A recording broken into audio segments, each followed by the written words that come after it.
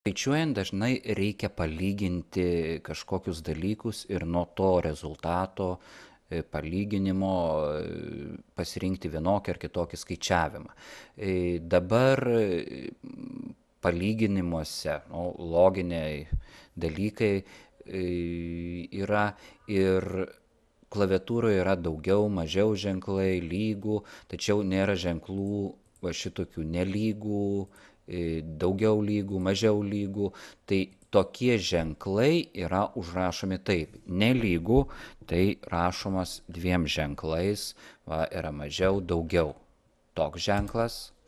O daugiau lygų, taip kaip sakom, taip ir rašom. Daugiau lygų. Du ženklai, mažiau lygų, mažiau lygų, du ženklai yra.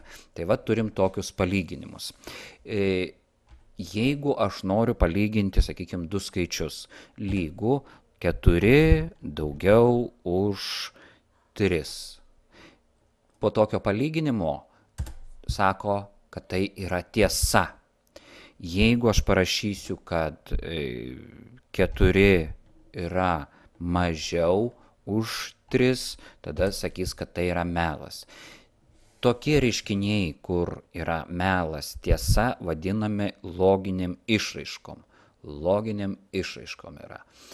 Paprastai taip jau tiesiogiai kaip šičia nelyginama. Yra paimama kažkokie skaičiavimo rezultatai. Pavyzdžiui, aš paimsiu, parašysiu tos pačius 4 ir 3. Čia yra ir tada galima rašyti, kad 4 ir, sakykime, yra lygų tam 3.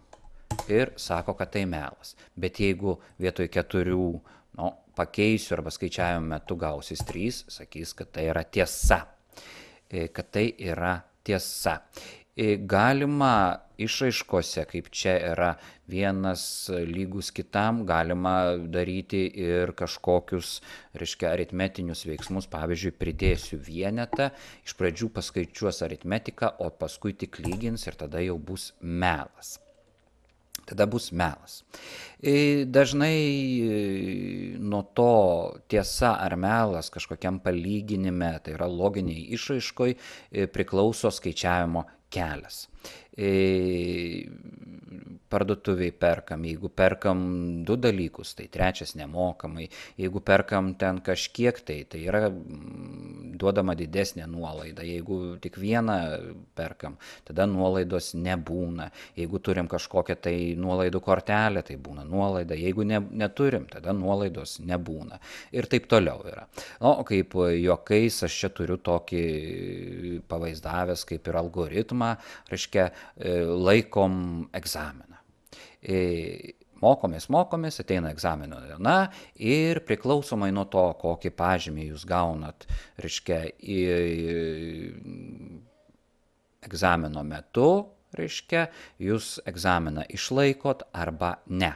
Jeigu dabar jūsų pažymys yra daugiau už 4, tada, reiškia, jūs egzaminą išlaikot ir galite eiti švęsti kavinę.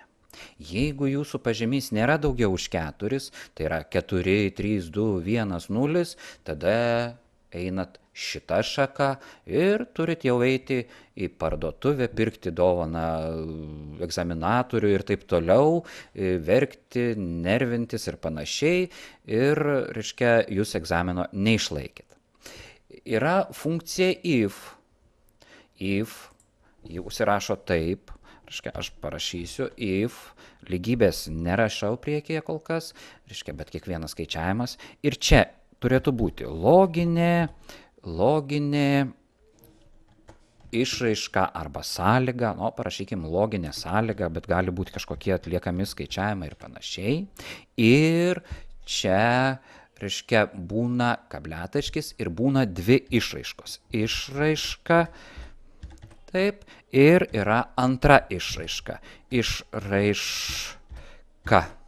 Taip, yra 2 išraiškos, va tokia yra sąlygos, padidinsiu, kad geriau matytųsi, va yra loginė išraiška.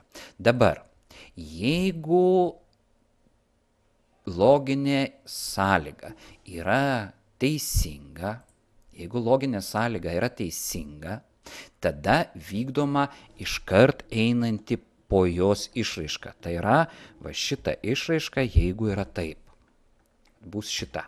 Jeigu loginė sąlyga yra neteisinga, tada vykdoma šita antroji išraiška ir kažkas kitaip būna.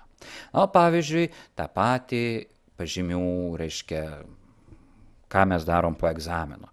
Jeigu aš čia parašysiu vardas, reiškia, ši čia bus pažymys, ir dabar čia kažkokia pasiekmė. Reiškia, ką jūs darysit? Vardas, sakykime, Jonas, Petras, Ona ir taip toliau. Petrą pataisykim, kad didžioji raidė būtų. Ir dabar mes turim aprašyti, kas įvyks priklausomai nuo to, kokį pažymį gaus. Dabar stoviu čia ir iškart pasikviesiu į funkciją, tarp visų funkcijų, į funkciją yra loginis tikrinimas, reikšmė jei tiesa, reikšmė jei melas.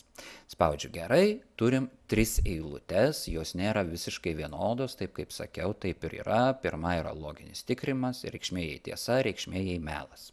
Ir sakom, kad jeigu šitam langelėje G48 bus pažymys didesnis už 4, tada egzaminas išlaikytas, einam šitą šaką ir čia galim parašyti kavinę. Kavinė, taip, jeigu melas, tada bus parduotuvė. Parduotuvė. Atkreipkite dėmesį, kad čia rašome kažkokius tekstus, žodžius. Jeigu rašome šitam vedlyje funkcijų, tai jis automatiškai paima į kabutes. Jeigu jūs rankom rašytumėt, tai rankom parašyta taip, kabliataškis, kabutės, parduotuvė, kavinė, parduotuvė, viskas yra parašyta, reiškia, kabutėse. Spaudžiu gerai ir turim, kad kol kas parduotuvė yra. Kol pažymių nėra, tai visi yra parduotuvė. Jeigu Jonas gavo 10, tai jis eis į kavinę. Jeigu 9, gaus tiek. O jeigu Ona turi kokius 4 balus, tai į parduotuvę. Jeigu šitas Petras gautų 3 balus, būtų parduotuvė. 10 gautų vėl kavinė. Toks yra IFO dalykas. Paspręskim vėl jau spręstą tą uždavinį, tik truputėlį patobulinta yra. Reiškia, mes jau tą uždarbį sprendėm ir dabar tik mokesčiai 10, jei viso mažiau už 80 ir 20 priešingų atveju. Vėl padarysiu tą patį dalyką, pakartosiu, lygų, reiškia 5 padauginta iš svertinio koeficiento, jis yra su doleriais, F4 paspaudžiam ir turim. Tempiam žemyn ir čia yra. Viso yra lygų 500 plus 500 padauginta iš 10%. Enter turim. Patempkim vėl žemyn, turim šitą. Dabar mokesčiai, kadangi mokesčiai, jei viso 10%, jei viso mažiau už 8 ir 20 priešingų atveju, jeigu 800 ir daugiau. Iškart if funkcija, reiškia iškart if funkcija. Dabar tikrinam viso, tai yra šitą, tikrinam su 800. Jei viso mažiau už 800, tada mokesčiai yra 10%. Mokesčiai skaičiuojami nuo viso, todėl 550 tai yra G11 yra dauginama iš 10%. Procentų ženklą parašysiu ir jeigu taip nėra, tada viso yra dauginama iš 20% ir vėl su procentų ženklo. Nereikėtų atkreipti didelio dėmesio, ar čia yra parašyta tiesa ar melas. Vienu atveju gali būti tiesa, kaip šiuo atveju, kitą kartą bus melas, tai viskas yra tvarkoj. Spaudžiam gerai ir turim mokesčius, žemyn. Ir išmokėti dar parašysiu, yra 550 minus 55, enter. Ir turim paskaičiavę jau tokius su diferencijuotais mokesčiais.